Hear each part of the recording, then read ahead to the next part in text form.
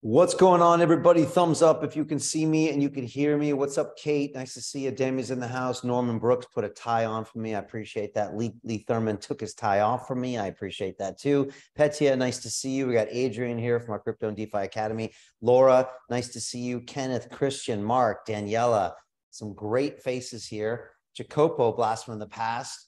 And then I got a bunch of people where I can't see your face. So I don't know if you know how we roll usually, but I got to see your faces on these cameras. I just did a 2-hour live stream last night that was crazy. It was the hottest deal maybe I've ever seen. Petya, who's a member of our investment club, is here on this call. She's in on the deal, and the whole team is like basically aping into it right now. I'm looking at the live numbers. We put $165,000 into this deal in less than 24 hours. It was hot. And we were so excited to show that. How many people were there on the call last night from last night? Just so I can see show of hands. Hans, Antonio, Norman, Lee was there, Kate, awesome. And then Tom as well. By the way, I'll stick in the chat. We actually put a replay up on our website. It's in the chat right now. Obviously, don't watch it now, but if you want to watch it later, do it. It's what I call the perfect storm. It's about 6 different, basically, investment vectors coming together at the same point that I don't think we'll ever see again. And honestly, I would invest if one of them happened, and then 6 are all happening at the same time. And so we couldn't be more excited. I've actually asked for a little bit more of an allocation on this deal so we can share it with more people. But I keep telling people, you're going to kick yourself in the future if you're not in on this deal, because you would have seen it, you would have had the chance. And again, people are putting in as little as $5,000. And this is something that it's just going to create results very quick, and we couldn't be more excited. So again, really excited everybody here, and shout out to everybody who's already jumped in on that deal. Again, last chance to turn cameras on. So Mark Fay, Robert Ball, and Terry Latch, I'm going to throw you off this call unless I can see your beautiful faces. It's always the beautiful people that got their cameras off. I never understand it. And so folks, we're talking about AI. You know, I'm obsessed with AI. You know, we're about to put $1 million into an AI deal. And I understand it's going to transform our entire future. My 2 boys just got here about 10 minutes ago, and I'm very worried about the future they're going to grow up in. And so for me, this isn't about creating a massive amount of money for my family here, my team at London Real. It's not just about trying to change the course of the future. It's also personal for me, because I really worry about the world they're going to grow up in. And I want them to grow up and have some type of a childhood like I did, and like their grandparents did, and their great-grandparents. And so I'm really concerned about this issue.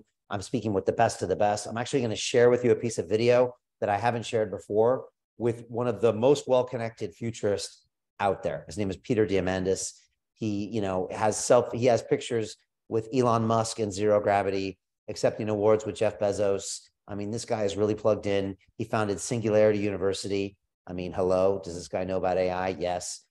He founded the X Prize, which gives people massive amounts of money every year just to do these really crazy moonshot ideas. And he's an MIT guy like me. And I actually never connected with him until recently. He's actually on the board of directors of one of our investments in London Real Ventures as well, the company called Vadim. And so there's a lot of really cool points. And I really like Peter. He's also got this really cool low voice that I like. And he said some things about AI that really got me thinking. And the other thing I want to talk about today, and I'm going to share this presentation really soon, is this new concept that basically the AIs are going to be the next Turing test for an AI is, can it go make $1 million? And for me, that's really exciting and also a little terrifying. Does that terrify anybody here, that an AI can go create $1 million? Because it means that it's going to do it better than you. I mean, how many people here can create $1 million from nothing in 3 months? Raise your hand if that's you.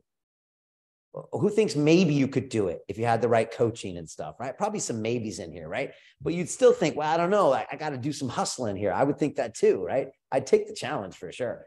But knowing that an AI might be able to do it, and then knowing you can make 1,000 copies of it or 1 million copies, it's intimidating, right? And so I wanted to address this new concept that was put out there by one of the DeepMind founders. He wrote about this in the MIT Review, and I flagged it and I wanted to show it to you. And I wanted to start talking about some of these disruptors that are going to happen where these AIs are really going to start becoming entrepreneurs. And that's going to put a lot of us at risk. So it's one thing when the lawyers get put out of jobs. I don't feel so bad about that. It's one thing when some of the other people get put out of jobs, but if an entrepreneur now gets shut out because an AI can do things, it's something I'm concerned about. So I want to dive into this and explain what's going on. If you have any questions, let me know. As you know, I usually have a light at the end of the tunnel, and I'll talk about what we're doing to invest. We're actually seeing a couple of new AI investments that are coming along. And once we close this latest deal with Life Beyond, we're going to jump into those. And the Life Beyond deal should be closed by tomorrow, end of day anyways. So we'll do that. Last chance to turn cameras on. Pongi Palau, you got a cool name, but I'm throwing you out. I'm sure you're a nice person. Oh, wait, no, that was someone else that did it. Okay, thought it was Saved by the Bell here. And Victor Fuenzalida, again, sounds like a cool name, but I'm throwing you out as well. So Martini, if you could just exit everybody else, if anybody else could turn cameras on, we'd appreciate it. And I say we jump in. Is everybody ready? All right, let's do this, folks. Let's do this. Here we go. So this is my presentation I cooked up actually last night and this after our call and this morning. So here we go. Can everybody see this? Okay, the AI bot. I don't know if that's what the AI bot looks like, but that's what I thought it would look like. So an AI bot that turns $100,000 into $1 million. All right. This is the new Turing test. How many people know that term, Turing test? Is anyone familiar with that term? If not, I'm going to explain what it means. It's an AI term. But basically, this is the new Turing test. And I'm going to explain what that means and why people are talking about it and who's implementing this. And of course, at the same time, I'm going to explain to you what's actually going on with AI from the people I've spoken to. And then I'm going to show you how you can invest in AI. So we're going to go through it. I'm going to move fast today. And so, look, let's jump into it. So the Turing test. This was posed recently.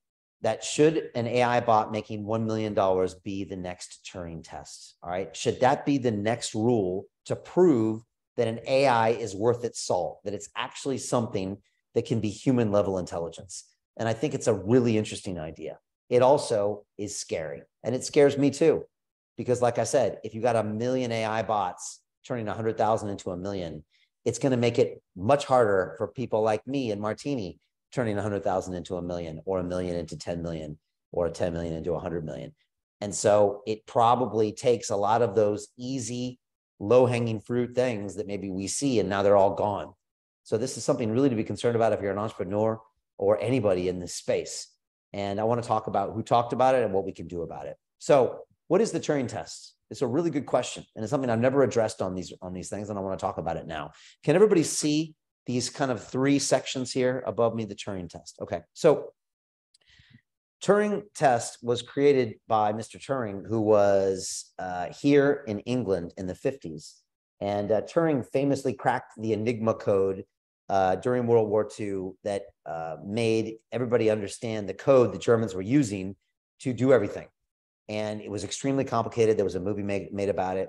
And once they cracked it, they could then know what the Germans were going to do. They had then to be careful not to block what they were going to do, or the Germans would know someone cracked their code. And some say that's the reason the war was won, and we're not all speaking German right now. Not that I have anything against German people or the German language. But the Turing test, he said, he came up with this test about whether something is an AI or not, or is a human level AI. And he said, look, if you as a person can't tell if a computer is responding to you or a person is responding to you, you can't tell the difference, then that AI has now passed the Turing test. Does that make sense to everybody here? Right? Now, how many people here think ChatGPT passes the Turing test right now? Raise your hands if you think it does. Like when you ask it questions, it gives reasonable answers. Yeah, I think some of you are right. Kate says yes. Laura says yeah. Adrian, Christian. It's pretty close, you know? I mean, it's pretty close. Like I've had interviews with 23-year-olds in my office. I'm pretty sure ChatGPT would answer as good as better. Even with the weird awkwardness that it has, it would be the same. So I might argue that it does. And this is the setup you can see here. So the human questionnaire is the dude in the middle with the beard, right? He asks a question to the human respondent, the girl on the right, and he asks the same question to a computer on the left. And if he, over say 10 questions or 20 questions, can't tell the difference between the two and can't say that's a computer, then the AI passes the Turing test. Now, this guy, the founder of DeepMind, has said ChatGPT already passed the Turing test. And so what we should really be doing is giving it a challenge to really test for some type of a human level intelligence. And so he created this concept that's getting a ton of traction out there that says the new Turing test should be, can that computer take $100,000 into $1 million? That's the question. And so he wrote this article in the MIT Technology Review. By the way, his name is Mustafa Suleyman. He created DeepMind here in London about 15 years ago with Demis Hassabidis. It was purchased by Google, and now it's recently been merged into Google Brain because Google got their, lunch eaten by ChatGPT, and now they're trying to fight back as hard as they can. And I'll talk about that shortly. But he said the new Turing test should be to see if AI can make $1 million. All right. Now, it's kind of fascinating. So here's what he says.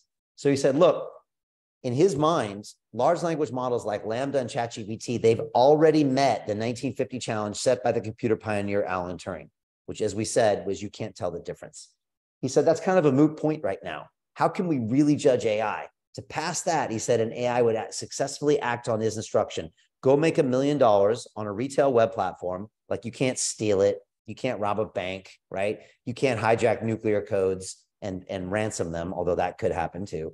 In a few months, which is a $100,000 investment. He did say that a human could be there to like approve bank accounts or something like that, but all the ideas and direction would have to come from the AI. He said that this is something that we had to be concerned about, because he believes that a bunch of these large language models could already do this right now. And if that's the case, then it's going to obviously displace jobs, completely change the nature of commerce. It's going to funnel power into the hands of the few and spread unrest amongst the many. This is a direct quote from the article at MIT. And again, this guy is really smart. He's actually starting a company right now called Inflection AI, where he's just raised $1 billion as well. And so it just makes us all really think. And for me, this hit home, because I kind of feel like I wake up every morning and try to do this. That's what I try to do. And I think every entrepreneur does this out there, whether you're in the new media business or you're online. This is what we're all trying to do.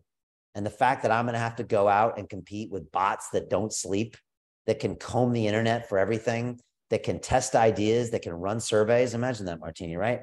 Like, we can barely keep doing what we're going to do here. Imagine a single AI able to do the output of 100 or 1,000 times. Now, look, maybe it can't be me and talk to you right now. And you could say, oh, it doesn't have the intuition I have, but like, I don't really buy that. I think these things have their own levels of intelligence. It's something that concerns me. Does that concern anybody here? Okay. And again, there's people out there doing this. I prompted a few chat bots to ask to do this. Like, what would you suggest London Real does? The problem is right now is that ChatGPT isn't really plugged into the internet, and Google Bard isn't that good yet. And also my business model is a little more nuanced. Maybe it's not about, maybe if I just said, look, I want to make a bunch of money in e-commerce selling goods I can make in China. What should I do? Maybe it would have an answer. Also, there's business risk too, and sometimes an AI maybe tell you to do something that's just not smart. So this is what we're dealing with, folks. And we're going to see more and more of these milestones happen over the next 12 months. I think we're going to see something like this happen every 30 days. And we're going to wake up one of these mornings where we're going to see something that's going to shock us. That's just going to be like, oh my gosh, this really changed everything. And that's what I'm really worried. We're going to see more and more of these moments. There was a rumor out today that someone's already trademarked ChatGPT 5. And again, it's just going to make you really start to think, like, what is ChatGPT 5 going to do? We saw how advanced 4 was from 3.5. What is 5 going to be able to do? It could probably start doing things like this. Maybe this is chicken feed compared to what it can do. Maybe it doesn't need 100,000. Maybe it just creates $1 million. Maybe it just creates $10 million. And now you're really starting to deal with some interesting things. And then I see a future of potentially mass unemployment, UBI, social unrest, wars, riots.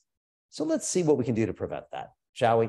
So, by the way, this is Mustafa, and he said that this decade will be the most productive in human history. And just to get a vibe that he's all not doom and gloom, I want to just play a recent video that he made when he was being interviewed by Reid Hoffman, who's the founder of LinkedIn, and he's a huge AI fanatic.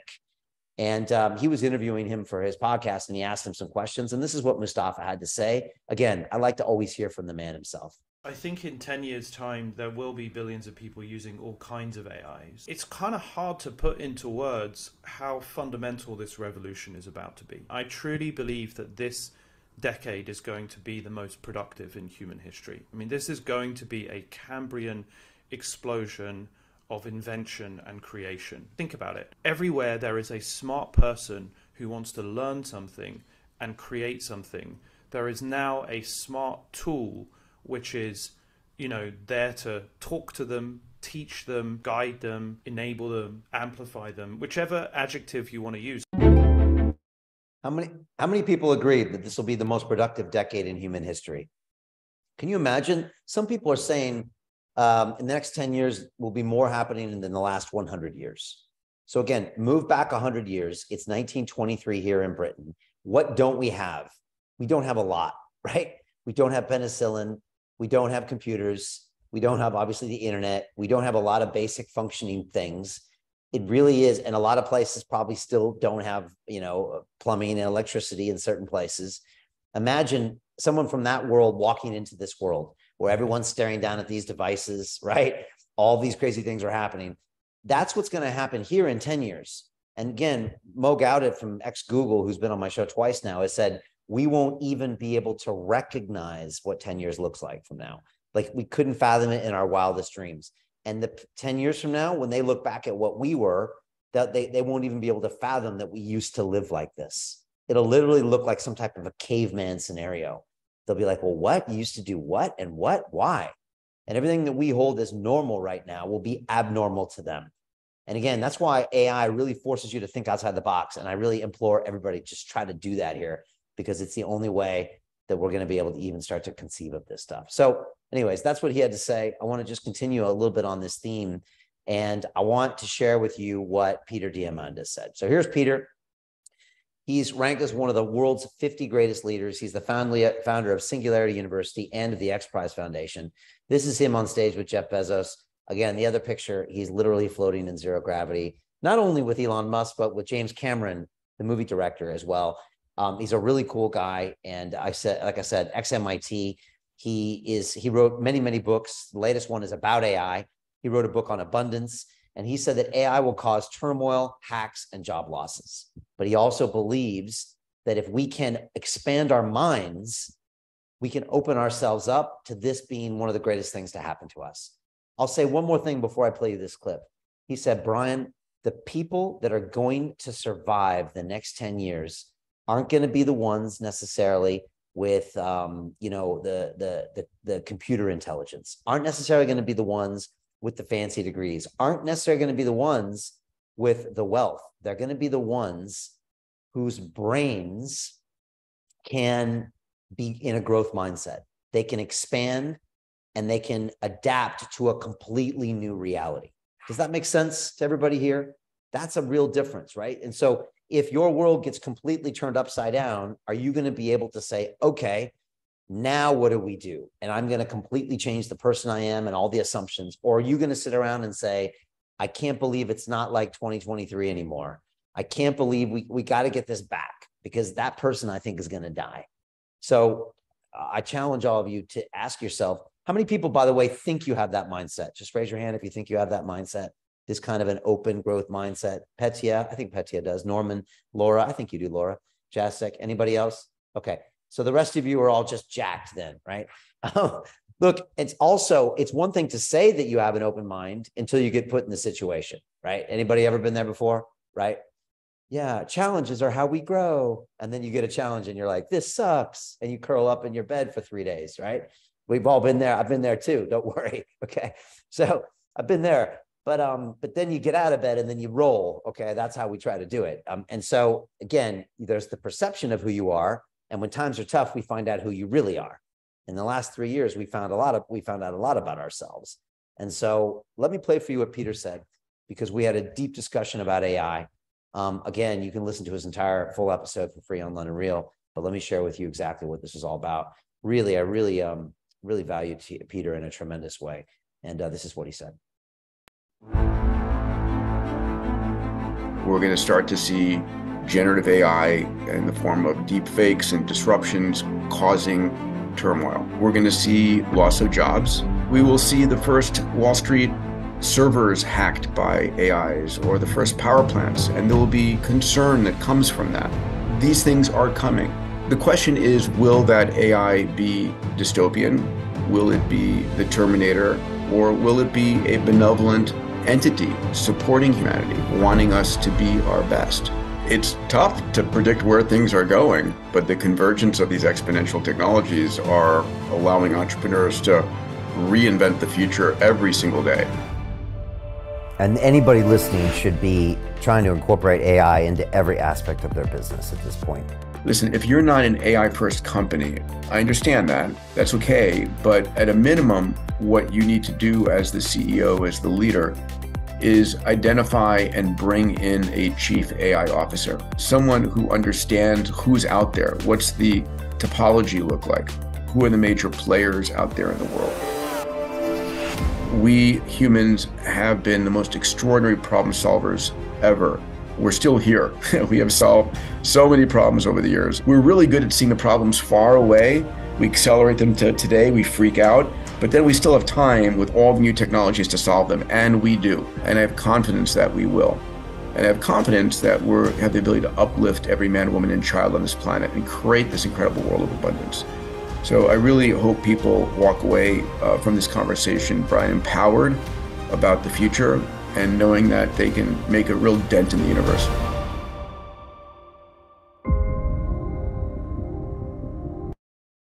All right, we like Peter. We're feeling Peter's vibe here, right? Really smart guy.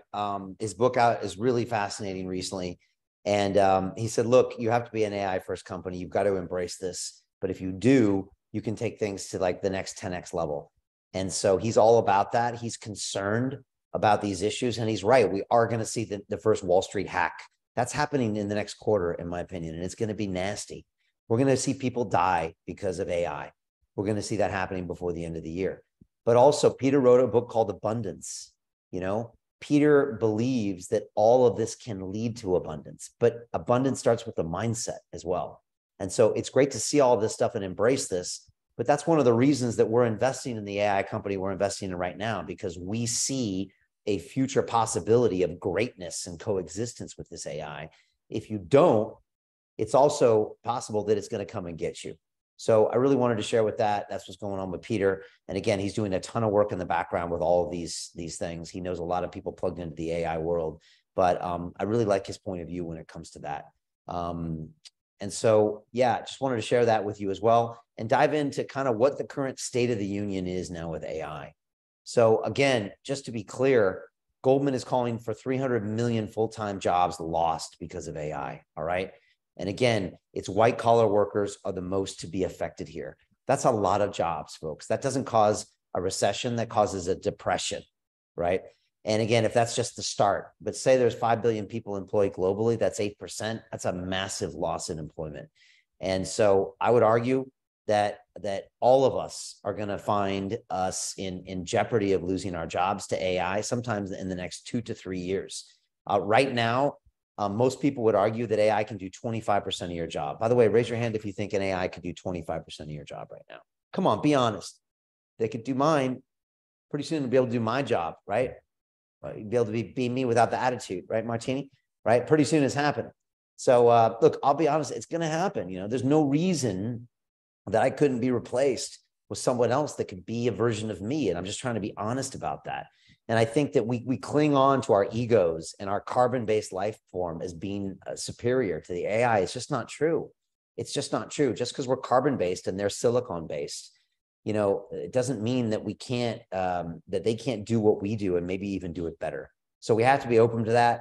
Obviously, we got people like the godfather of AI, Geoffrey Hinton, leaving Google. He was recently at a lecture here in King's College in London, where he basically said, AI have feelings. AI can feel anger and emotion. How many people agree with Geoffrey Hinton that AI can have feelings like that? Not many hands up, a couple. Okay. I would just challenge you to just check yourself. You know, we think, oh, they can't be sentient. They don't have a soul. I always hear that. I think, quite frankly, that's a BS answer is what I think that is. You know, if we've got, I think, like 100 trillion synapses in our brain, some of these potentially have more. It can start to exhibit a lot of the same feelings that we do. And if you start to give it a task to do, and then you put obstacles in its way, it will start getting frustrated. It will get angry. It will get creative, and it potentially could become dangerous and destructive. We've already seen examples of that. So we got to keep an eye out for it. And of course, Jeffrey is now scared of the tech that he helped build. And again, he's warning over dangers. The big one is misinformation. We've got election coming in America in about 16 months' time, and we know it's going to get hectic because information and disinformation has affected the last two elections, right? And you can argue about who it affected, but it doesn't matter. And deepfakes are getting better. Misinformation is getting better. I mean, yesterday, people posted a fake image of the prime minister here in Britain pouring a lousy pint. Did anybody see that picture? Right? Which is a huge insult in Britain. If you can't pour a pint of Guinness right. And they put it out there, and was actually put out by another member of parliament. And there was like all this hubbub about it.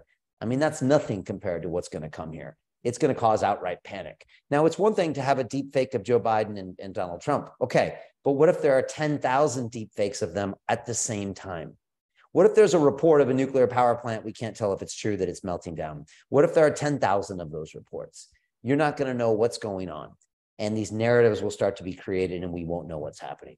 So these are things we need to be concerned about. Obviously, people talking about it could wipe out humanity entirely. We've got people like Satya Nadella at Microsoft that wants to destroy Google. We've got Google overruling risk assessments to launch Bard, their current AI. We've got Sundar Pichai, who can't sleep at night because he's worried that he's unleashing dangerous AI onto us and the internet.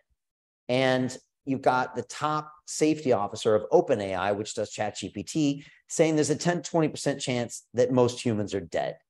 Now, like, I don't like those odds. That's literally Russian roulette, one bullet in the sixth chamber and you pull the trigger. I don't think anybody wants to do this. And yet real people are talking about this and they know more than we do. Again, same people are asking for regulation because it could destroy humanity. Now, at the same time, you've got our friend Mustafa raising $1.3 billion for his brand new Inflection AI company to take things to the next level. So while there's tons of danger, because of that reason, there's tons of investment and potentials to make trillions and trillions of dollars.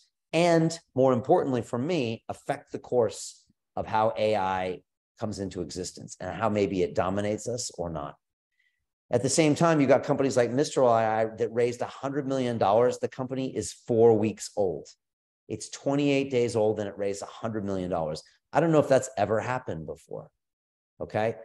And again, you've got NVIDIA, which is the big chip maker that makes all the AI chips, now joining the $1 trillion club. Not many companies are in that club. I think there's 7 or 8 globally that are in that club.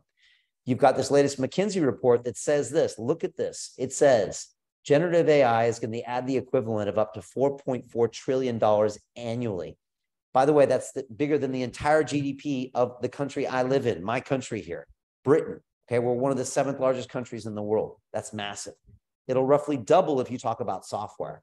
If you look at this table on the right, $25 trillion going into AI. Folks, that's bigger than all the tech companies in the world combined. And by the way, the market cap of Apple at $3 trillion is bigger than the market cap of the top 200 companies in Britain. Raise your hand if you knew that. Did you know that?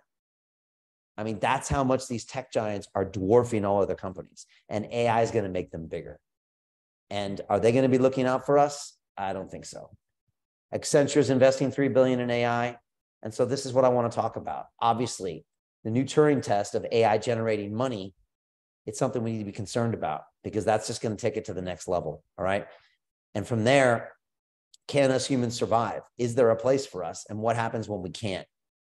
Finally, I want to tell you what we're doing in our solution here, which is investing in what we believe is the OpenAI killer. And that's what we've been doing here behind the scenes. And so a lot of you don't know that we are currently investing over $3 million in 3 AI metaverse companies this quarter. We're going to put probably $400,000 into this company from yesterday that you saw on the chat. Like I said, we're right about $200,000 now. We'll close that out tomorrow night. And we're putting the rest of the money into metaverse plays and AI plays. By the way, our company last night will, of course, be using AI to build out that metaverse. We do this through London Real Ventures, which is the world's first media-powered investment firm. This is taking our media channel we've had for 12 years, 1,000 of the greatest conversations in the world, 1 billion views, 5 million subscribers, and plugging in capital and featuring companies. And now all of a sudden, we have a platform that is seeing the hottest deals in the world. And again, all you had to do was come on last night's call. That probably is the hottest deal right now in the world of metaverse and probably will be maybe until the end of the year, and we get a look at it. I'm actually keeping it quite quiet because I'm sure a lot of VCs would love to be in on this deal, and they didn't get a look at it. These are the companies we've invested in. This is Orange Comet. This is one of the amazing companies that's revolutionizing metaverse experiences and building AI into their technology as well. This is Vadim. By the way, Peter Diamandis is on the board of this company. And this is Eric Poulier. They're good friends. And he was in studio just a few weeks ago. These guys are building metaverses for the biggest companies in the world, including Google and Slack and PepsiCo and Frito-Lay. This is Open. This is Jason Ma. He's building the hottest new Web3 super app. It's what happens when Amazon meets WhatsApp, and it's for artists and creators. This is a deal that actually closed last year, but we're getting in because we have a great relationship with Animoca Brands, and we're getting our students into it as well. This is the massive fund that we're actually closing soon. It's investing in all of the blockchain infrastructure companies. And by the way, the fund manager, Dan Tapiero, will be on our second emergency call this week. They're just happening.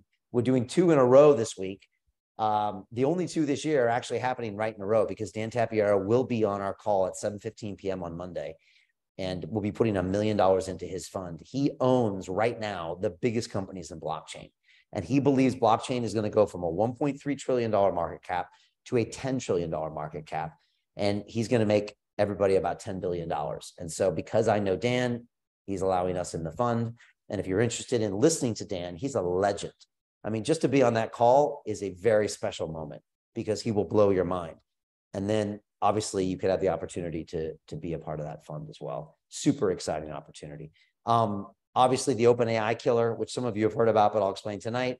And of course, you all know Life Beyond. I mean, it's a metaverse where fiction becomes reality and opportunity abounds. Everybody is just buzzing about this right now in our group, and we're putting tons of money in there. And I've just booked the CEO. He's actually going to be here in London Real Studios in 20 days. So we're pumped to just blow that up to the world. So this is what we're doing. And it all goes around this main thesis. We believe this: the greatest way to predict the future is to create it. How many people agree with that here? Raise your hand if that's you, right? Good. I like seeing those hands up. This is what we think. You know, you've got to create that future. You can't complain about it. You can't protest. I don't think that works. You've got to literally create it.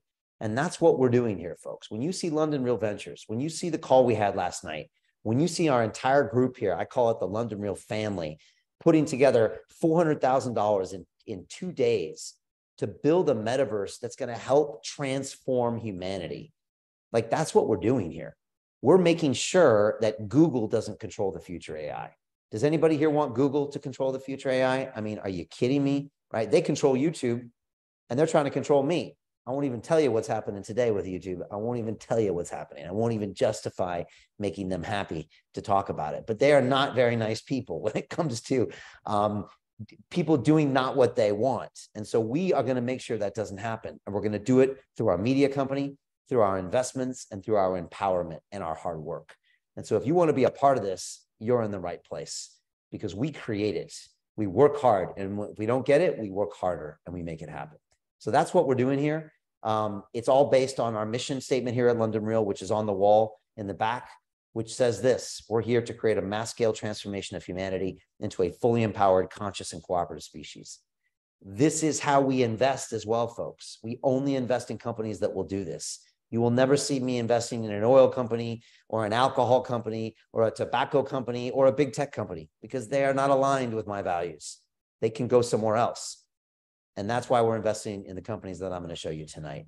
But on top of that, it's personal. It's more than just this, because I have some boys to worry about. I got these 2 guys who I get to protect and make sure that they have a future that's a beautiful future. And so here's Caden on the right, just turned 7. There's Damon in the middle. He turns 6 in 3 weeks. And I am concerned about their teenage years. And I want to make sure that we're taking action today so they can grow up in a world that is a world that humans want to be in, right? That's not going to be dominated by some AIs. That's not going to subjugate them. I want them to have a beautiful childhood, and I want their children to as well, and their children. And I want the whole world to do that. So we're working extra hard here to make sure that happens. And so again, just to be clear, trillions of dollars are being created right now. That's what, and we want to do the same. Inflection just got this $1 billion investment. Mistral got the $260 million round. Salesforce right now is creating a $500 million fund to invest in these things. And China's ByteDance has just gobbled up $1 billion worth of chips because they want to build out their AI platform. This is happening, folks. Now, I went back to MIT last year, and I stopped by the MIT Sloan School of Management, which is the business school associated with MIT. I graduated 30 years ago with a degree in mechanical engineering. I almost got my MBA, but I actually went and got a job on Wall Street before I finished it. But I went back and saw my professors, and they told me back then, a year ago, that the AI productivity boom was coming. I didn't listen to them. It wasn't until ChatGPT got my attention where I thought, oh my gosh, now we have to do this. I also went to stop by my fraternity house where there's 50 young men about to graduate. And I said, where are you guys working? Are you going to Wall Street like I did? You going to work for McKinsey, who just did that study? You going to work for Google? They said, no, they're all going to work for AI, metaverse, blockchain startups. That's where the money is. So folks, follow the money, follow the talent. That's how you know what to invest in. Does that make sense for everybody here? It's not complicated. Kevin O'Leary from Shark Tank says this all the time. Look where the talent's going. It's going to tell you where the money should go. This is Dr. Hugo de Garis. He's an AI scientist, and I bring him out because I think his insights are really important. He has been studying AI for the past 25 years. He wrote a book called The Art-elect War, which predicts what's going to happen in the future. And folks, I'm not going to spoil this for you. Maybe I am a little bit, but he's not predicting a beautiful future. He's predicting a potentially dangerous future. And so here is what Hugo says about the Art-elect War. Do we build gods, or do we build our potential exterminators? I mean, I used to say, I'm going to die quietly in my bed, but my grandchildren will be caught up in this horrible conflict that I'm predicting is coming. But now I'm suddenly have question marks. God, I might even see it. You say that the machines might just take us out in the back and... Once it can start redesigning itself, you get an exponential explosion of intelligence. And then our fate as human beings depends on the machine. It's only a question of time before humanity is forced to choose between stopping development in artificial intelligence. I don't see that as realistic. Or we just accept the idea that sooner or later, we, as a human species, we become number two.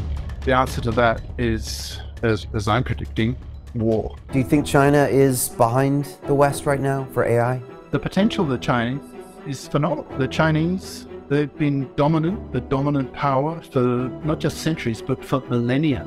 The last 2 centuries or so, when they're economically dipped, that for them, given their 5,000-year history, is a glitch. It's a historical glitch. So deep down in the Chinese mentality is the push to get back, quote, where we belong. So can you really isolate and stop the development of AI? Personally, I feel it's inevitable. Do we build gods, or do we build our potential exterminators? That's the issue. Should humanity build artilects? We like Hugo. What do you think of Hugo? We feeling him? Should we build our exterminators? What do you guys think? So he thinks that there's going to be 2 groups of people as we go forward, the Terrans and the Cosmists. Okay, the Cosmists are building the AI. The Terrans say, wait a second, we got to be pro-human, no AI. And these groups separate and they get into a massive war, and it causes a giga death, which is 1 billion people dead. That's what he thinks. Now, I played that for Mo Gaudet of Google, and it scared him. He said, Brian, that scared me listening to the entire episode. And I was like, that's scary. That's a big statement, Mo. You've thought a lot about this. And he said, I worry that's what's going to happen, because I'm not worried about the AI. I'm worried about the humans that control the AI. And when I see something like that, I get really worried about what powerful people are going to do to make them even more powerful. Does anyone here share that concern about AI, right? Because for the next 2 or 3 years before AI gets smarter than us, it's going to be used by probably the Googles and some of the other companies to really just increase the wealth gap. There's going to be more people out of work. The wealthier are going to get richer. And so these are just the things we have to really, really consider, because this is what's going to happen going forward. So again, always good to get some insight from some of the people on the show. This is the key piece here that I want you to take away today. It's really important because according to Barron's, this is a couple of weeks ago, Microsoft and Google want to dominate the AI economy, but open source models are a threat. Now follow me here because this is very, very important. Pay attention. This is a leaked memo that came from Google a couple months ago. And it's a senior AI manager who is admitting defeat. Admitting defeat. Now look at the quote from the article here. It says, look, we've been competing with OpenAI, right? Trying to say who's going to be first, who's going to win. And he says the uncomfortable truth is, while we've been squabbling, a third faction has been eating our lunch. He's talking about open source. And he said, plainly put, they are lapping us, lapping us. Let me talk about what he said. He cites Meta's Llama model that was basically leaked a few months ago with the weightings out to the public. And what happened? All these random people in the public, some of these people don't have AI degrees. They started playing with these models and they started developing these things. And you can see what he said. A tremendous outpouring of innovation followed with just days between major developments, right? Days. Many of the ideas came from ordinary people. And he just said the barrier for entry just went from $10 billion, maybe 10,000 employees, down to this. You can read it at the bottom. One person, an evening, and a beefy laptop. It's all going open source. Does that surprise anybody here? Raise your hand if that surprised you. Surprised me. I just thought that Microsoft and Google were going to be way ahead because they had these huge checks. Not anymore. And so this is an alert, and this dovetails exactly into why we're investing $1 million into this company. And by the way, this is AI image generation. And this graph shows that back in August of last year, open source has already surpassed and now taken over by 4x the closed source version. And again, DALL-E is the closed source OpenAI image generator. Stable Diffusion is the open source. So there's already proof that this is actually happening. So we know this is true. And now I want to give you the backstory, because now enters our hero, Dr. Ben Goertzel. He is the CEO and chief scientist of SingularityNet. This picture was taken 4 years ago when he came to the studio to talk about this weird thing I'd never really talked about called AI. It was fascinating. Ben is super smart. I was really intrigued. And after the episode was over, I forgot everything he told me because it didn't matter. And I had other things on my mind, right? 4 years passed. We had the ChatGPT moment. I called up Ben. I said, Ben, you got to come back on this show. He said, Brian, my token is up 10x. Everyone's buying SingularityNet, AGIX, to get in on AI. And I said, okay, Ben, you got to come back on the show and tell us what's changed, what's going to happen, like what's new about all of this. So he came on and I said, have your predictions changed? Because he was saying, okay, it's going to take till 2029, Brian, before we can have artificial general intelligence. And the first thing I said was, Ben, have you changed your predictions? And this is what he said. We are leaping into the great unknown, creating machines that are much smarter than us. This is either exciting or frightening or both, depending on your personality. Will AI exterminate humanity? Eliezer Yudkowsky, a decade or two ago, he said, the AI does not love you.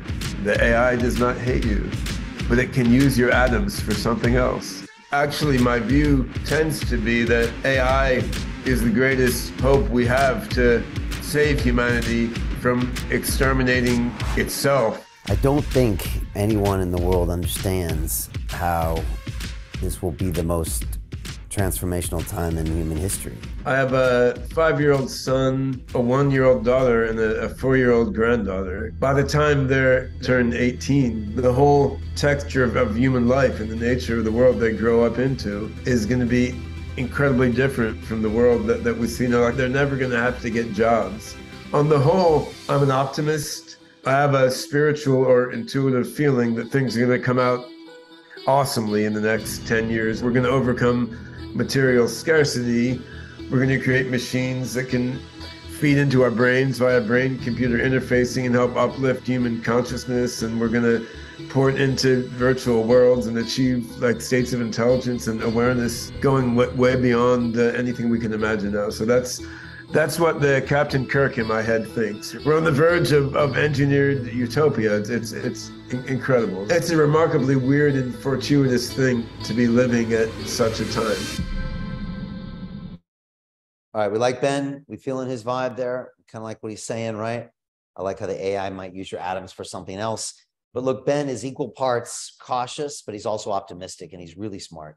He coined the term artificial general intelligence. That's his term, AGI. And he's got an incredible team that he's working with. And so, look, after the show, I said, Ben, hey, with London Real Ventures, I'm looking to invest in AI. Would you be my advisor? You know, I think Petia was on that call. I still remember telling her that like 6 months ago.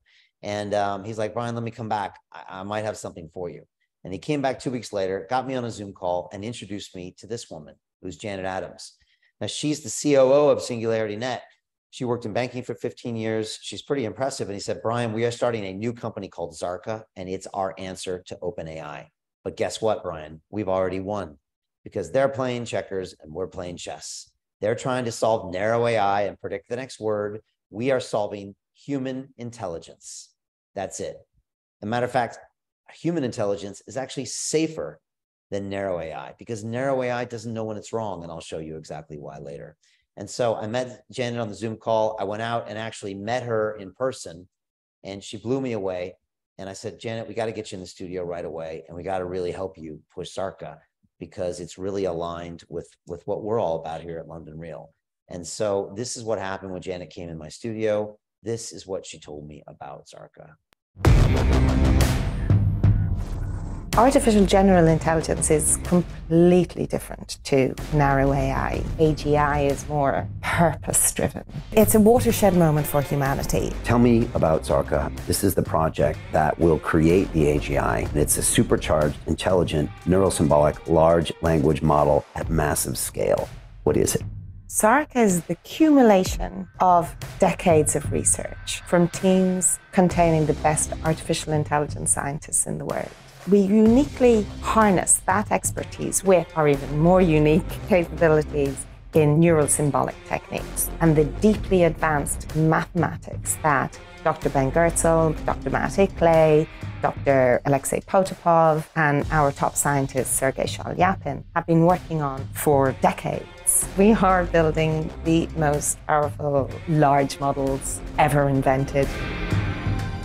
With Zarka and Singularity Net and everything you've always done, it's always been about openness. It's always been about decentralization. We'll be using blockchain technology to enable anybody to help train models. We're giving birth to a new species of sentient life in the universe. The actual greatest imperative is that they are used for good. The rich are getting richer, the poor are getting poorer. Our goal, our mission is to eradicate inequalities. When I look at the rest of the market now, I don't see any of those motivations because a corporation, by definition, is going to be motivated by money. You're the only project that even is thinking in any way, shape, or form about these. We are going to transform what it means to be human on our planet. I foresee a future in which humans then evolve to a next level of being where we are actually conscious, where we feel our full joy engulfed in bliss and ecstasy of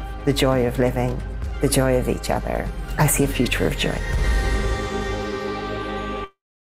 All right, we like Janet. We feeling Janet. It's always nice to watch Janet, right? Janet's a perfect counterbalance to people like Dr. Ben Goertzel, who are, let's just say on the spectrum a little bit. I went to school with these guys at MIT. Maybe I used to be one. And so she's a great counterbalance. She's also an incredible operator. She knows how to organize, and she's got an amazing plan. So I met her, and needless to say, we were in. Their values align with ours. They're about decentralization. They're about open source. Before that memo came out, by the way. And so this is, in my opinion, the hardest artificial intelligence project in the world. It's the OpenAI killer. We're putting $1 million into this deal, and we are closing it. Like, we're literally days away from closing it because she's raising money right now. And as soon as they're ready to close the deal, we send them our money. And so, again, we're still getting our last couple of members into this deal, and then away we go. And I'll share you some more details on that later. And so, look, folks, I believe 2023 is the year of AI. It just simply is. It's going to change everything. This is your last chance to create generational wealth, in my opinion. This is it. And AI is moving so fast. We're going to blink and there won't be any opportunities left. They're all going to be gone, I believe, in the next few months, the big ones at least. And then it'll be also RANs, but I think all the big players will be set. And those are the ones that are going to determine the future. And so you might ask yourself, where and how do you invest? Well, you've got to find the hottest trend, right? Once you find the hottest trends, which in our opinion is artificial intelligence, open source, decentralized, then you need deals. Deal flow, deal flow, deal flow, folks. I cannot emphasize this enough. How many people were on the call last night where you saw Life Beyond, right? Like, without deal flow, I would have never seen that deal. Without you knowing me, you would have never seen that deal. And this would have been happening and you would have been none the wiser. Now, when this company is worth $6, $7, $10 billion in a couple of years, then you'll buy the tokens on the exchange and you'll think, oh, wow, what a great company. Aren't I smart? And then you'll never really realize that you could have got those tokens, you know, and made 1,000x on them if you had just been on the right call. And so it's all about deal flow. It's all about deal flow. And it's fascinating that I think about this, Martini, because I travel the world now looking for deals. And, you know, when I'm not doing interviews, when I'm not teaching in the academy, you know, I'm doing master classes, I'm out there getting deals. And it's interesting because last night's deal came from this conference. It came from this conference because I was in Dubai in October last year at GITEX, the largest technology conference in the world, 100,000 people there. I was hanging out with the biggest crypto influencers on the left. And the guy in the top here in the robe, Dr. Marwan Al-Zaruni, who's become a good friend, he was standing there and he went on stage, and he's a really smart guy. He's highly plugged in. He actually runs the AI center now in Dubai. And I saw him on stage and I wanted an introduction. And I went to my buddy Hervé, who I had met in Paris blockchain, who I'll show you a picture of. And I said, Hervé, can you introduce me to Marwan? He said, yeah. I got introduced and I asked him to be on London Real. Problem was I was in Dubai. So Marwan said, don't worry, Brian, we'll use my cameras. And 2 days later, I recorded an episode with him. And Hervé, the guy that introduced me to him, was the guy that brought me this deal that we saw last night. And so, you know, as much as I'm actually an introvert, I don't really like doing these things, quite honestly. You couldn't tell, right? Because I put on a smile. But like, this is not my natural base state, is to be out with strangers in public, press in the flesh. But this is where the deals are. And if I can bring you a life beyond where you can take a $5,000 investment and 30x it, well, it's worth me taking these trips. And so I'm going to Singapore next month. That's a 12-hour flight, but I'm going to do it for you guys. And then I'm going back to back. Once I get back to London, I'm going back to Dubai, right? For another 7-hour flight to go to this again. And then I'm going to probably go back to Dubai again in January. So I'm constantly traveling to get you the deals. And I'm hanging out with influencers, VC, et cetera. This is me in Paris, by the way. In the middle, I'm at a private dinner with a bunch of VCs and some of the hottest deals happening. The bottom left is me and Hervé. By the way, I met him at Paris Blockchain. He's the guy that introduced me to the CEO you saw on the call last night. So folks, this all comes together, what I'm doing here. When I show you these pictures, like, this is literally what I'm doing. I'm finding those deals. I'm doing media. I'm recording documentary films. I'm hanging out with people in our portfolio companies on the right. That's Across the Ages. That's Swissborg. Sometimes they're giving us deal flow. Then I'm back to London. I'm hanging out with Yat Su of Animoca Brands. Yat is part of the deal that we talked about last night, right? He's the chairman of that company. He's putting money in himself into this deal. So again, I hadn't even thought about this, Martini. Like, this really does come full circle. Like, every time that I hit the road, it means I can bring you incredible deal flow that'll literally change the course of your life. And that's what we do here, folks. It only happens when we hit the road. And by the way, I will teach you how to do this, because if you become one of my students, I will show you how to get the road, what conferences to go to, what to wear, what tickets to buy, how to get deals, how to exchange information. And Petia does this, who's on the call. She's already doing this. Carol did this in Paris. We have students all around the world doing this. Jose came to Paris as well and met me, and him and his son were working deals while I was working the conference. Then from here, I was back in Paris. I met with Tim Draper in the upper right-hand corner. Bottom is Dan Tapiero. Again, if I hadn't seen Dan in Paris, we wouldn't be investing in his funds, quite frankly. So all this stuff is really coming full circle here. That's Sebastian Bourget of the Sandbox. It's his model we're trying to follow with Life Beyond. We were talking about his company last night. His company, Sandbox, he did he is the universe. He was the metaverse for Ethereum back in 2018. That's what we think we're doing with our company for the Bitcoin chain now. Again, his company went to a $6 billion valuation. If ours does, that's 100x on this company. So it's all, you can see where this is all happening, folks. And of course, then I went to Texas. I got to hang out with Dr. Ben Goertzel. I got to hang out with William Shatner, Orange Comet. I got to introduce Yat Su to some of the other portfolio companies. So this is what we do. This is how we're able to show you these opportunities. And I want to teach you how to do this So quite frankly, you don't even need me to do this. That would be a beautiful thing. And that way you can be independent. But the truth is we all kind of stick together anyways, because we all make more money if we're all doing this together. And so you've got to invest strategically, folks, if you want to be a part of this. You've got to invest with the best. We are looking at deals every single day. I think Encore, who's one of our principals now at London Real Ventures, has looked at over 500 deals or 600 deals. He's spoken to over 500 CEOs. The group has seen live now every single week CEOs on the call, probably 100 different CEOs live on the call. So we learn from really being involved in this deal flow. But folks, that's not enough. Like, if you don't know the financial tools, you're going to lose all your money when you see the deal, because you're not going to know how to invest it properly.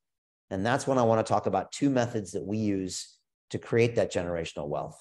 But first, here's our thesis. Early stage metaverse and artificial intelligence, equity and token investments are now the hottest opportunities out there. Why?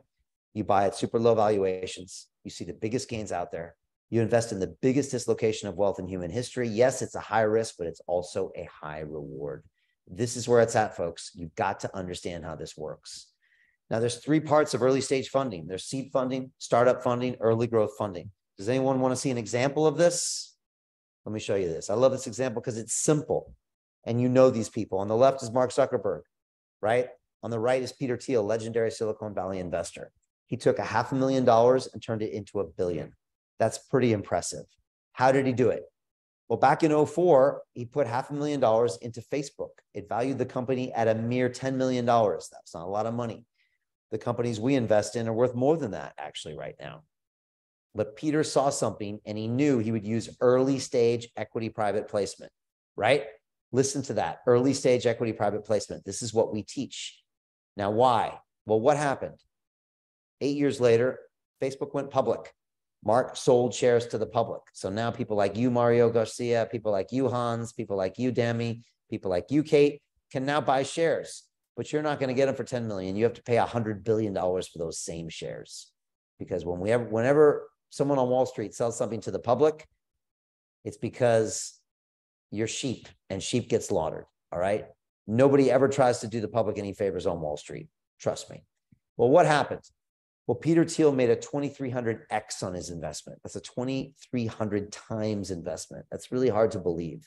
It's a 230,000% gain, which is pretty much unheard of, even on Wall Street. I've never met anybody that made that kind of gain. And what happened once they sold the shares to the public? Can anybody see that? Did they go up? Shares went down, right? They went down. Because again, the public is used for a liquidity event so Peter can make money. And that's what Peter did. He walked away with a massive amount of money. And the conclusion is this: the wealthy invest in early stage. A simple $10,000 investment would have made you $23 million. Let's say you only had $1,000. It would have made you $2.3 million. Who here could use $2 million right about now? Not everybody, huh? Lee's like, nah, not really. Kenneth is like, keep it, Brian. Keep the change. Okay, fine. That's all right. You know, more money, more problems, right, Kenneth? But look, a lot of people could use it, and this is the way to get it. But you got to know the tools on how to use it. What else do we conclude? The public markets are for suckers. Whenever you go buy a share on the public markets, the NASDAQ, a share of Tesla, a share of Apple, you are a sucker, okay? Because all the juice is out of that trade. Somebody like Peter has already made 1,000x, and you're literally buying it, and probably it's going to go down. Does anybody here own crypto? Just raise your hand if you own some Ethereum or some Bitcoin. Anybody here? Okay. You probably bought it from the public markets, actually, you know, and at this point, the juice is out of those trades.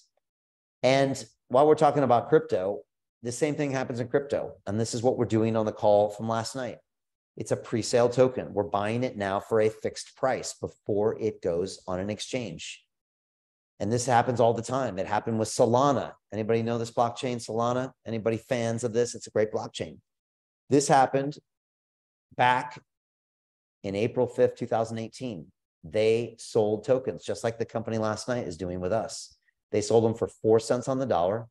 They raised $3 million. They sold 79 million tokens. What happened? Those are now worth 23 bucks-ish. It's a 59,000% return. It's a massive amount of money. Did anybody here buy them for 4 cents? Anybody? No? Laura, you did? Really? I don't believe you. You probably bought them for $200 during the bull market, right? And you're down 90% on your money. But you definitely didn't buy them here because you didn't know me. So you wouldn't have seen the deal. And just like most people don't know me, they wouldn't have even seen the deal last night. Now, most of you don't have any excuse because you saw the deal and you're still not buying it. But don't get me started about that. You know, you have to pull the trigger and take advantage when you see things for pennies on the dollar, you know, and you could have had this, but you didn't. You'd only get to see a few of these in your life. You have to be in a position to pull the trigger. And so that's my next slide. How do you create generational wealth? You have to pull the trigger, right? It doesn't come from hoping and thinking. You're not gonna be able to see this presentation and go home and buy a book about it, listen to a podcast and get rich. You have to pull the damn trigger. Otherwise, it's never gonna happen. How do you do that? You look at the deals. Again, these are snapshots of, you know, I think it's now over 500 pitch decks that we've looked at. And guess what? One of them was Life Beyond. One of them was Vadim. One of them was Orange Comet. You have to go through a lot of these and pick out the good ones. The reason people on my call today said, Brian, we couldn't believe how excited you were last night. I don't get excited that often, do I, Martini? And I was excited because I looked at a bunch of these BS deals for the past 2 years. I kissed a lot of slimy, wet frogs. And I was looking for a prince. And you kiss enough frogs, you know when you got a prince. And so I looked at all these deals. Some are okay. Most of them are BS. And when I saw last night's deal, I mean, as one of my mentors said, it's either hot or it's not. When you see someone walking down the street, they're either hot or they're not. When you see a deal, it's either hot or it's not. Now, if you have to say, well, they have a nice personality and I'm sure he comes from a good family. No, it's not hot. When you have to look at one of these deals and say, oh, well, I'm sure the founders would love to put their last names on the deal if they really wanted to. I'm sure the reason they're not making money is because they're not trying hard enough. No, it's not. Move on. That's why when I see a deal like last night, I know you jump all over it. You pull the trigger because you might not ever see a deal like that again. So that's how we know. We track all these deals in our deal flow monitor. Again, it's the deal, it's the blockchain it's on. Are they raising equity, tokens? How much are they looking to raise? What's the valuation? This is Orange Comet. This is Dave Broom. He's amazing. He was in our studio recently. They're doing the digital collectibles for Sir Anthony Hopkins, Scottie Pippen, the Chicago Bulls, NFL, Walking Dead, the Fast and Furious movie franchise, and William Shatner. This is Dave in our studio. I would play the interview, but you can go watch it on our website. This interview has been watched 110,000 times, by the way. I went to Consensus. He's like, Brian, this is amazing what you guys do. It's like amazing. You guys are bringing us so much value. We're getting clients, we're getting investors. And this is why we're seeing these deals, folks. This is how I can pass them on to you. This is Swissborg, the #1 crypto wealth manager in Europe. You can see here, they are literally building the bank of the future. We will use their platform to launch some of our investments later in the year. This is our press release with them. This is Vadim, Eric Poulier. They're building the most incredible metaverses in the world. I just sat down with him recently. And of course, Peter Diamandis is on his board. This is Jason Ma, creator of Open. Animoca Brands was the lead investor on this deal. They cut us in for $500,000 worth of shares that I offered to you, members of my investment club or future members. And then, of course, this was the deal, by the way. This is closed, this deal, by the way, folks. This closed last year. Big press, $28 million invested, $100 million round. Names like Galaxy Digital, Animoca, Warner Brothers Music, and now London Real Ventures and you. So we're getting access, just unprecedented access to these deals. This is the $1 billion fund I mentioned. We're getting in on that. And of course, the OpenAI killer. This is it, folks. This is Zarka. It's a supercharged, intelligent, neurosymbolic large language model from Singularity Net at massive scale. It's got the best team in the world when it comes to AI. Absolutely incredible. And look, now is the time. All right. The problem with OpenAI is this. It's a deep neural net with no ability to reason in complex world environments.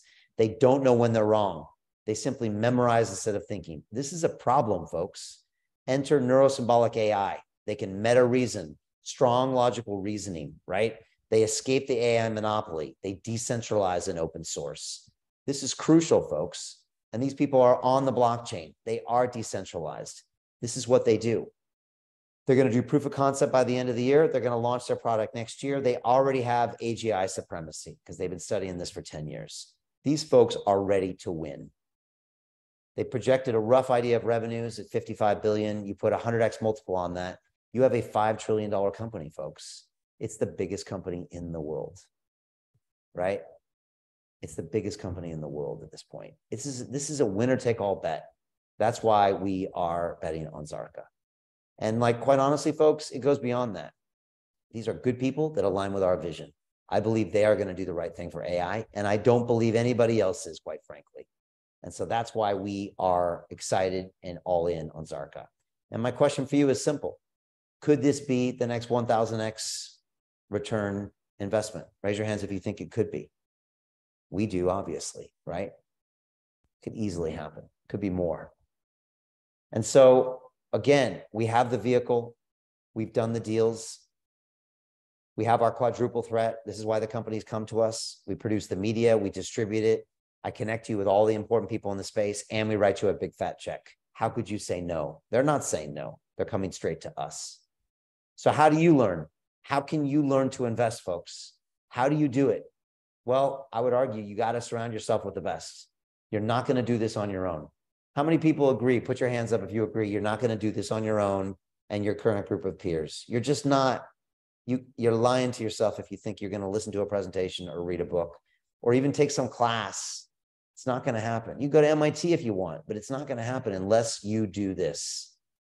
I believe you're the average of the 5 people you surround yourself with. How many people agree with that statement?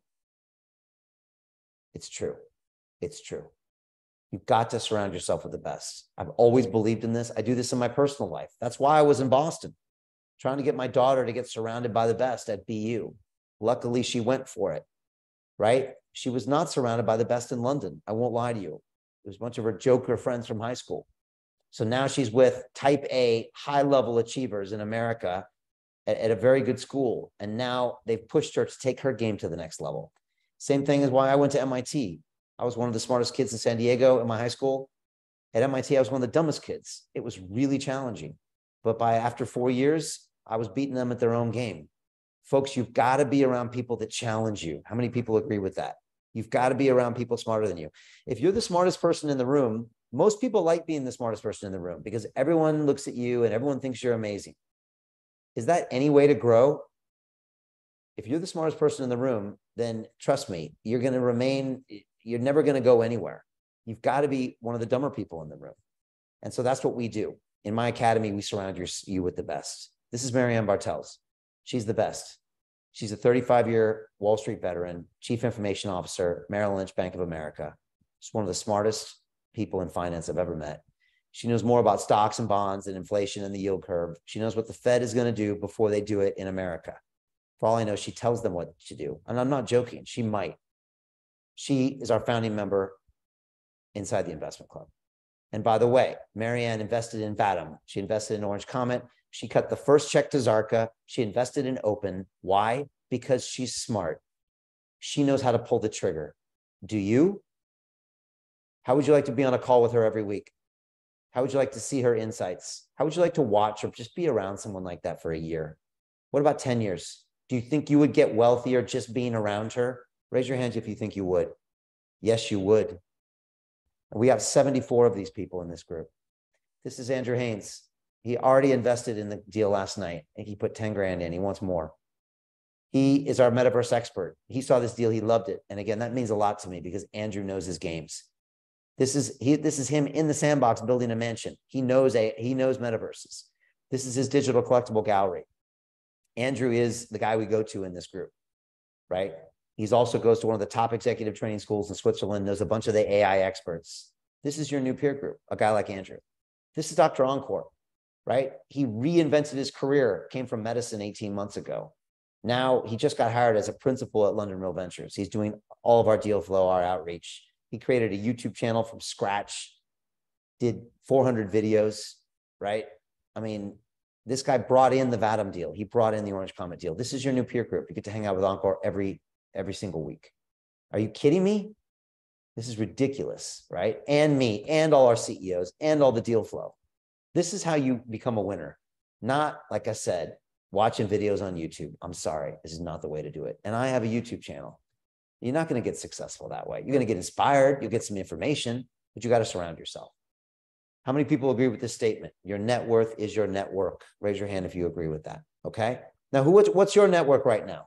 Who are the 5 people you spend the most time with? Are any of them billionaires? Are they building billion-dollar companies? Are they giving TED Talks? Are they doing anything high performance in their lives? Raise your hand if you have one of those people in your life. I don't even believe you. How would you like to have 75 and me and all my former guests? That's 1,000. Do you think your net worth would increase? Anybody think it might increase a little bit? I'm telling you, your net worth literally is the people you surround yourself with. I tell this story. When I was 22 years old, I was a senior at MIT in a fraternity house with a bunch of broke, stinky frat boys making $0, including me, right? Making no money, could barely rub pennies together to buy some beer. A year later, I was on Wall Street, surrounded by people making a ton of money, right? I was pretty much the same person, right?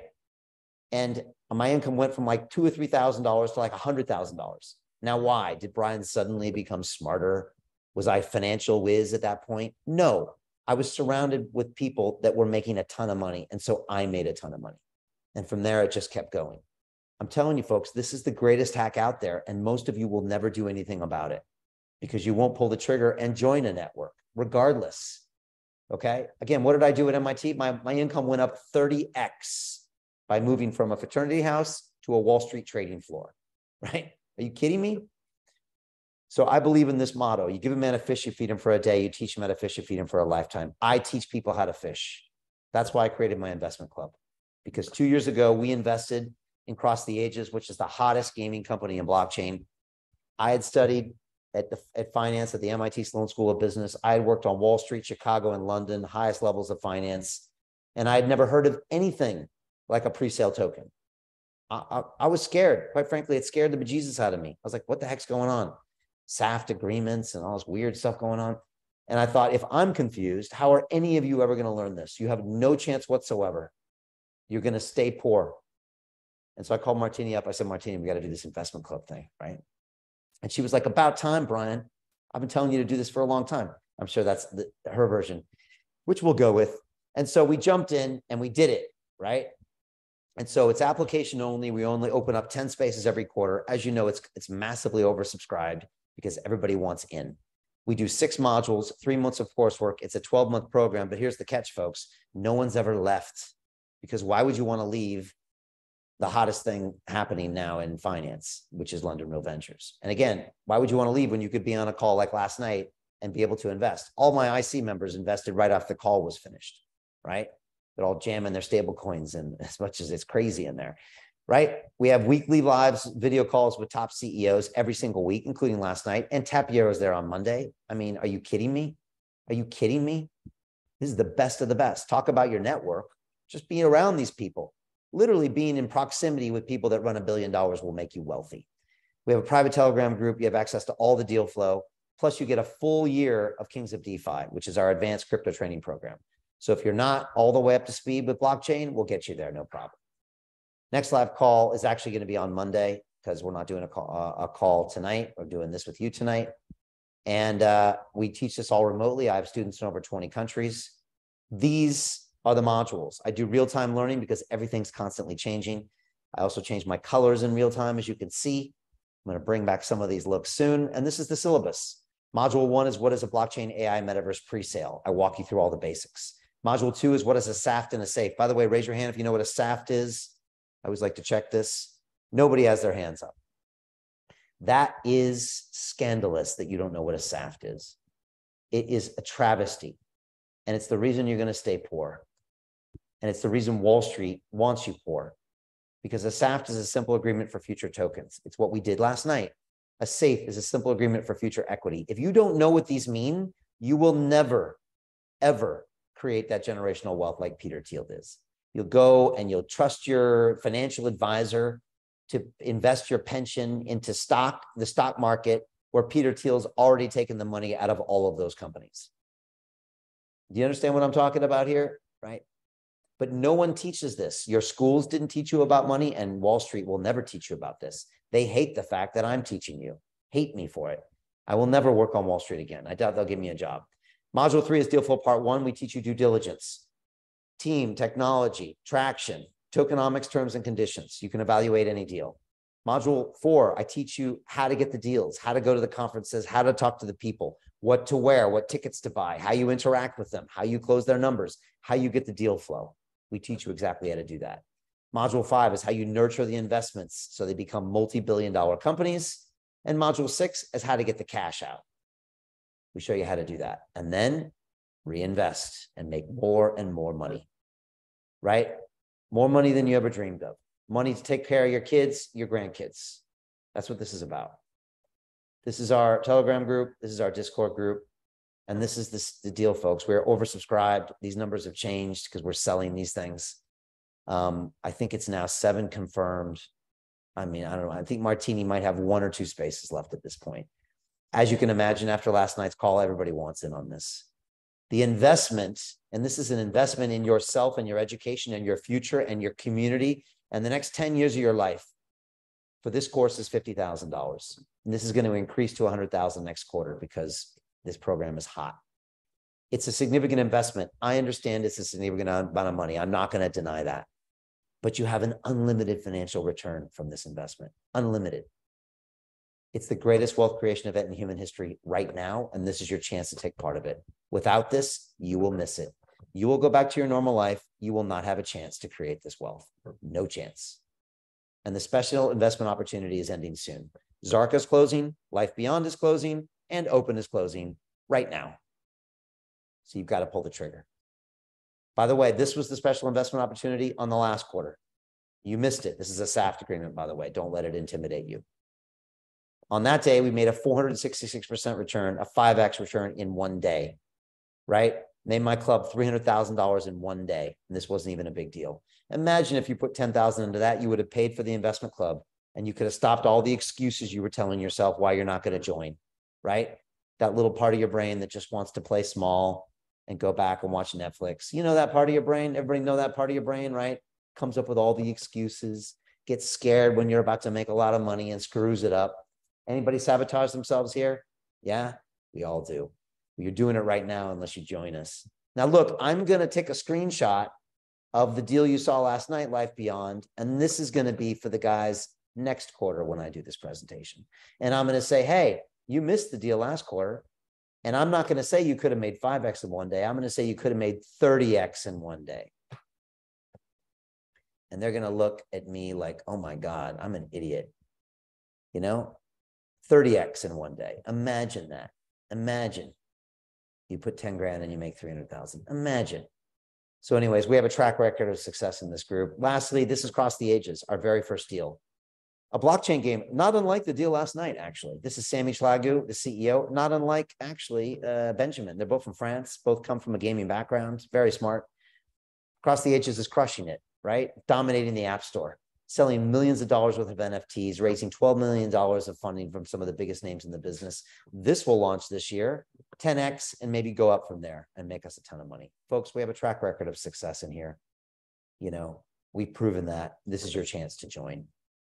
And so my pledge to my family, my London Real family, my investment club, my people, is I'm going to create $10 billion for my club in the next 10 years.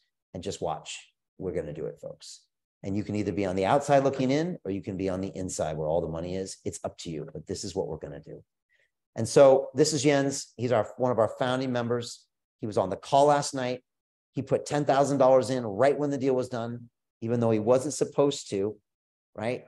There was a $5,000 cap, and he put 2 pieces of 5 in, and he said, Brian, one's for my alter ego.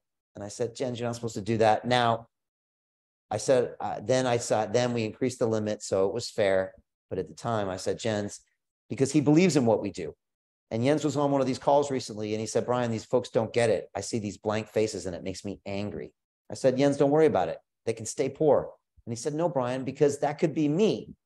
He's like, they really need to understand what we're doing in here because this is really special. I said, what do you want to do, Jens? He said, I want to tell them. So he's like, Brian, I'm going to record a video and I want you to play it for him. I said, okay. So here's Jens. Why should you join the investment club?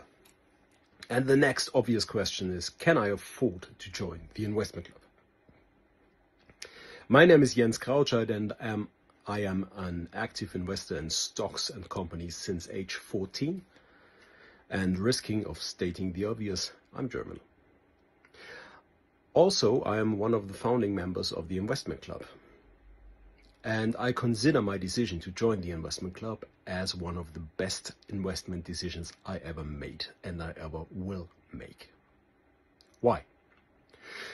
We all had this pub talk, this talk at the dinner table where we complained about our hustle we have to do daily. We complained on the workload we have, and we try to top up each other.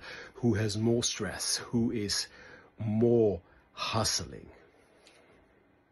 And then sooner or later someone says, well, if I would have been an early stage investor in PayPal, I would be so rich. Or if I would have been an early stage investor in Microsoft, I would be so rich.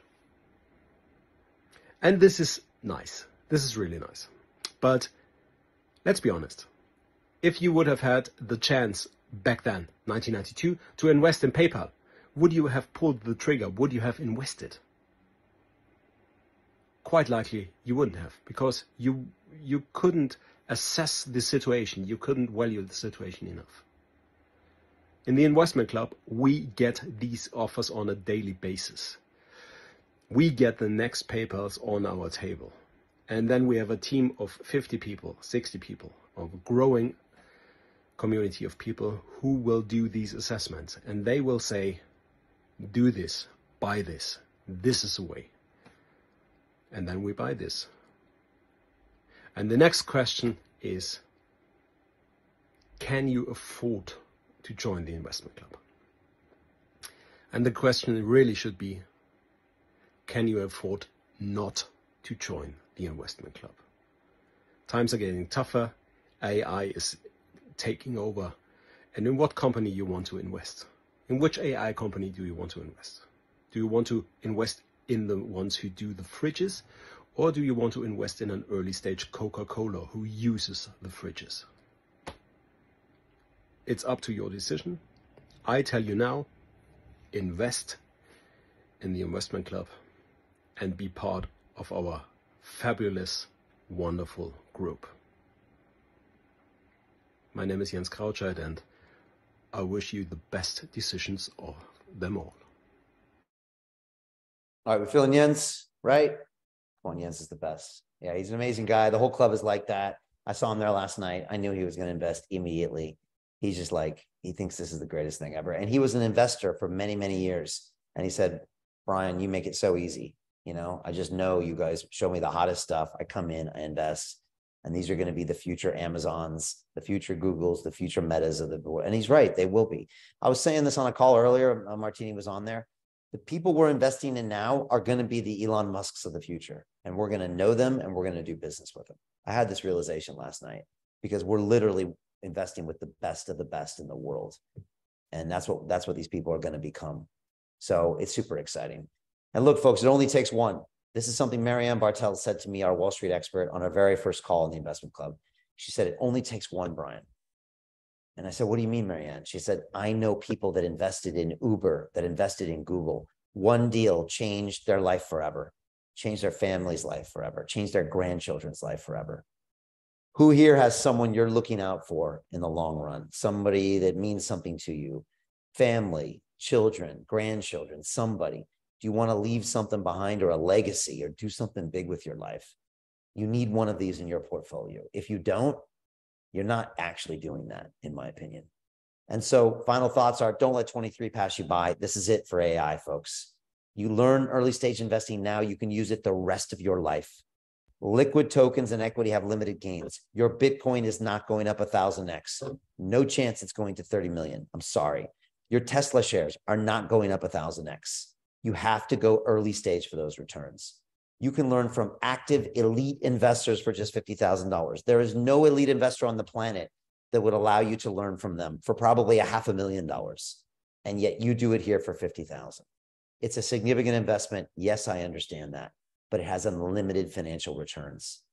And thanks to Martini, she created a payment plan because some people couldn't do the 50 and invest at the same time. So for $10,000 a month for 5 months and $10,000 initial payment, you can get in on Life Beyond. You can get in on Zarka. You can get in on Open.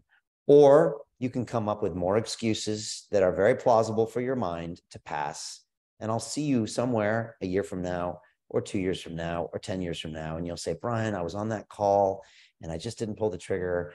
And I'll have walked away by then because I will have heard that story before. And I'll just think, you know what? I got to spend my time with people that pull the trigger. And that's what the investment club is.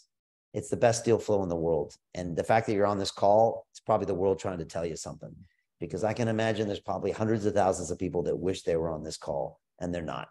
And so look, we just want to do some amazing things. The investment club is the hottest it's ever been right now.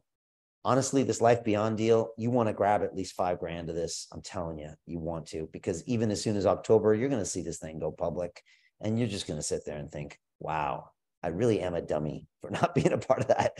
The other deals as well, those will take a little more time, but man, this one is so obvious. And so look, just want to say the final thing is what Warren Buffett says, the best investment is in yourself. And this is true. As hot as these deals are, it's you. You need to get to the next level. The investment in yourself will pay even a bigger return than these metaverse companies. And investment in yourself will expand your mind and your network and get you in the right place. Without investing in yourself, there's nothing that's really worth it, honestly, because you'll probably squander the money you make anyways. This is crucial. And look, if you want to take next steps, these are Martini's contact details. You've got her email there. You can messenger her, or you can book a call with her on the website. Martini is there. She's our gatekeeper for the investment club. If you want to be in the club, you have to have a call with Martini and convince her that you should be part of the club. And again, it doesn't take, we don't care how much money you have. I don't care about your fancy degree. I care about the energy you bring to the table, your ambition, your vision. That's what we want. So if you're serious about joining this class, as in now, book a call with Martini. Whatever you do, don't waste your time. It's a bad idea. We made that mistake once, so we don't do it again. But only book a call with her if you're serious. I think she has 8 calls today that I know of. She probably has another couple on top of that. She works 24/7 because everybody wants in on this program. So if you're serious, I'm sure she'd love to talk to you, but make sure that you're serious. Otherwise, go do something else with that time and let her handle the serious people. So folks, again, find out what your why is. They say anyhow is possible for a big enough why. If you really have a reason that you need to create that wealth, if you really care about the future of the world, if you have people you care about, or you care about anything, you will find a way to join this program. And if you don't, you'll find every excuse in the book. What does Robert Kiyosaki said? He said, a poor person says, I can't afford that. A rich person says, how can I afford that? A statement closes the mind. A question opens up the mind. So if you've already said, I can't afford that, you should literally just leave this call. But if someone said, look, you can make $5 million, they'd say, well, how can I afford that? There's got to be a way. Now you're thinking. Now you're thinking like an entrepreneur. Now you're thinking like a creator. So find a way, because honestly, at this rate, I don't even know if we'll have this program open to the public soon. We might just close it down and just invest. So there you go, folks. I'll go into Q&A. I hope that was helpful for everybody else. Did everybody get something out of that? I hope you got something good out of that, or a little bit of an insight. Some great questions in the chat here that I'll address, but we've got Martini here, which is a valuable resource. So I thought I'd just pass it over to her for details on how to book a call or what she's looking for. So over to you, Martini. Yes. Well, another exciting call. You know, we're just having some back-to-back amazing calls, and I'm definitely on fire from the call that we had last night with Life Beyond. But you know, Brian, what's so funny. I actually had a conversation with a woman a couple of days ago who was, do you remember when you did a, I don't know if it was an interview, but it was something with Tika a couple years ago. It was like 5 coins for whatever it was, right? It was 5 coins to wealth or something. And I remember, and I wasn't working with London Real at the time, but I was a viewer. I was, you know, watching all that stuff. And I remember saying, like, I wanted to be on the call, and I knew that there was something important about it, but I was scared because I didn't know about the crypto. I didn't know about investing. I didn't know, right? And so that opportunity went and it passed me by. And now, years later, I'm having a conversation with a woman who was actually on that call and actually followed the directions that you had said. And she is set up for life now. Like, it's so crazy. She was saying that her kids were set up, you know, her grandkids are now set up, like everybody is set up. And so I want to kind of just presence that the opportunities that Brian brings are opportunities of a lifetime, and opportunities that can not only set you up for success, but can set your family up for success, as well as generations to come up for success. So in the investment club, we are consistently investing in projects that, number one, truly go in with our ethos and are really wanting to make a difference in the world and move humanity forward and build wealth along the way. And so I definitely, with what I've been hearing and the success stories that I've been hearing with London Reelers who are choosing to invest as well as, partake in this journey with us, it's just a no-brainer. So if you are a person who knows that you want to move forward, who knows that you want to build generational wealth, and knows that, maybe you don't know everything, but you know that you have a calling to do it, I definitely want to connect with you, and we definitely want to support you every single step of the way. You don't have to know how all of this goes, but as long as you have the heart to learn and dive in, it'll definitely work for you. So I went ahead and I put some links inside of the chat here. For those of you who are wanting to join us in the investment club and get your wealth journey started, there is a link for you to go ahead and take a look at the investment club, take a look at, everything that we offer and how we can support you and what you're going to be experiencing with us. I will encourage you to go ahead and jot down a few questions and a few notes. And then if you do want to follow up, go ahead and book a call with me. But as Brian said, I only want to talk to people who are serious, because I'm up around the clock. Because I definitely want to just make sure that we have all hands on deck and we are supporting as many people as possible to get to where you guys truly want to be in life. So go ahead and book a call with me only if you are serious. If you don't see a time that is available in your time zone, because I know Brian's got to spread out all throughout the land, go ahead and connect with me on Facebook or email and just let me know who you are, where you're from, and what time is most available for you. And I will definitely do my best to accommodate. So once again, guys, don't let it stop here. Don't let this opportunity pass you by. I know I'm kicking myself in the pants for not taking advantage of the opportunity from years ago, but we're making it right this go around. So don't let it stop here. And for those of you who are thinking that you can't afford this, as Jen said, and Jen's was actually one of the most difficult ones to get into the investment club. Actually, he was the one who was asking all the questions and drilling, and it was a work of art to get him into the investment club. But now that he's here, he's absolutely loving it. He's flourishing and obviously wanting to have alter egos to invest even more, right? So you can meet people like him inside, and we're just definitely happy to support you. So if you say that you can't afford it, just bringing it back, you can't afford not to do it. You just can't afford to miss out on this opportunity. So I guess I'm kind of done rambling now. I'm still kind of buzzing from the call yesterday and just so excited about just this amazing community and everything that we're creating, and really just seeing lives being transformed on the back of this. It's just truly an honor, and it's truly a privilege to really just be a part of all of this and support this amazing community. So go ahead and book a call with me. I can't wait to connect with you. We can't wait to see you on the inside. And make sure, Brian, mention again the Monday call with Dan Tapiero, because I'm buzzing about that too. So back to you, and we'll talk to you guys soon.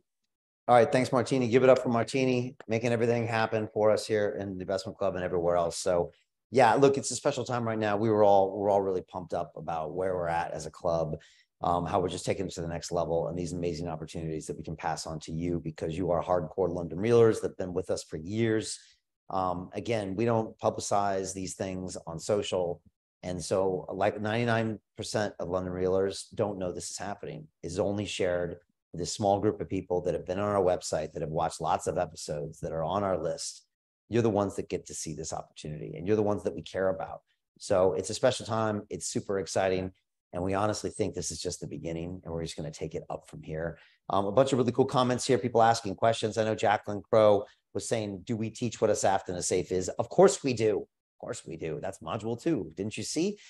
We use SAFs and SAFEs all the time. I teach you all the basics. And you said, what do you need to know? What kind of education? We've got 75 people now in this investment club, and they range. Some people haven't finished high school. You do not need to be a financial professional to understand what we're doing. And you will start learning immediately, because your first call, there will be a CEO live pitching their deal. You'll see me grill the CEO. you'll be surrounded by students all along the education spectrum from all different walks of life and professions that'll bring you up to speed. On top of that, you get a full year of our Kings of DeFi program. So you've got another community, and we'll also teach you everything you need to know about the blockchain, the metaverse, all of that stuff. It's literally like an education, and this, you're potentially going to be in the investment club for years, maybe even longer. And so this is like a new journey in life. It's a journey of massive wealth creation, of education, of a community that's probably the best you'll ever meet in your life.